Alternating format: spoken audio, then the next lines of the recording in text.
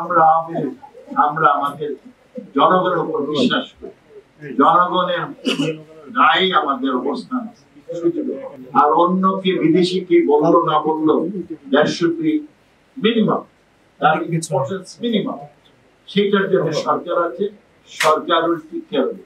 তবে আপনারা জনগণের উপর আমরা বিশ্বাস করি এবং আপনারা অর্থনৈতিক ইস্যুগুলোকে আগামী আপনার বড় করে নিয়ে আসবেন, যাতে নির্বাচনে এইগুলো যথেষ্ট সুবিধা হয়। এবারে নির্বাচনটা হবে অত্যন্ত স্বচ্ছ সুন্দর এবং সেইখানে আমার বিশ্বাস বাঙালি জাতি অত্যন্ত পরিপক্ক জাতি। তারা যখন বুক দেয় ঠিকই আসল জায়গায় বুক, তাদের জীবনের সবচেয়ে বড় সমস্যা হচ্ছে জীবন সহজভাবে যেন চালাতে পারে। আর বর্তমানে সারা পৃথিবী জুড়ে একটা অনিশ্চয়তা দেখা যাচ্ছে। আমরা নিশ্চয়তা, যদি আমি প্রায় বলে থাকি যে সমস্ত দেশে আপনার পলিটিক্যাল স্টেবিলিটি আছে, আঞ্চলিক স্টেবিলিটি, রিজিওনাল স্টেবিলিটি আছে, পিস এন্ড স্টেবিলিটি আছে, সেই সমস্ত দেশে আপনি যদি অঙ্কের হিসাবে দেখেন তাদের উন্নয়ন সবচেয়ে বেশি।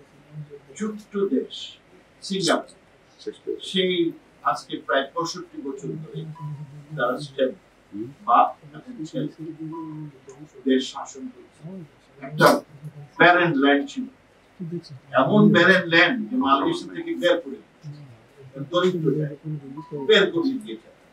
সেই দরিদ্র জায়গা because of political stability, social stability, এই জন্য এখন এশিয়ার নাম্বার 1 ইন টার্মস অফ আপনার এই যে প্রাকৃতিক নাম্বার। আপনার ইউই আপনার অনেকেই জানেন, দুবাই এগুলোতে যান, সেইটা একটা ব্যারেন ল্যান্ড। আমাদের মতোই তাদের বয়স, সেইখানে বাপ এবং ছেলে এই স্টেবিলিটির কারণে আর ভীষণ টাকার কারণে এখন তারা পৃথিবীর হাফ, তারা হচ্ছে এখন একটা আকর্ষণীয়।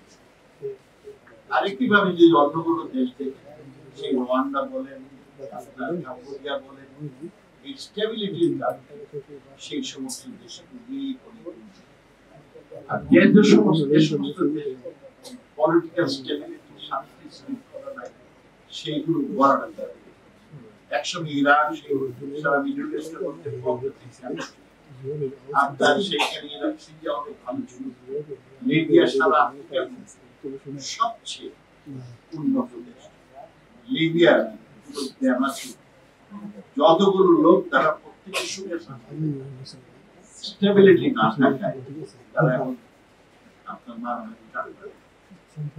আমরা দেশে মারামারি কাটাকাটি, আমরা দেশে শান্তি, আমরা দেশে এবং অঞ্চলে শান্তি স্থিতিশীলতা, আমরা যদি শান্তি স্থিতিশীলতা বজায় রাখতে পারি তাহলে আমাদের ভবিষ্যৎ উজ্জ্বল। আর অন্যথায় আগামী নির্বাচনের একটি বড় পরীক্ষা। এই নির্বাচনে আমরা যদি শান্তি স্থিতিশীলতা বজায় রেখে শেখ হাসিনার সরকার যদি আমরা জয়যুক্ত করতে পারি, তাহলে ওনার ট্র্যাক রেকর্ড অনুযায়ী যে উন্নয়ন হয়েছে সেই গতি দ্বারা আপনার চালু।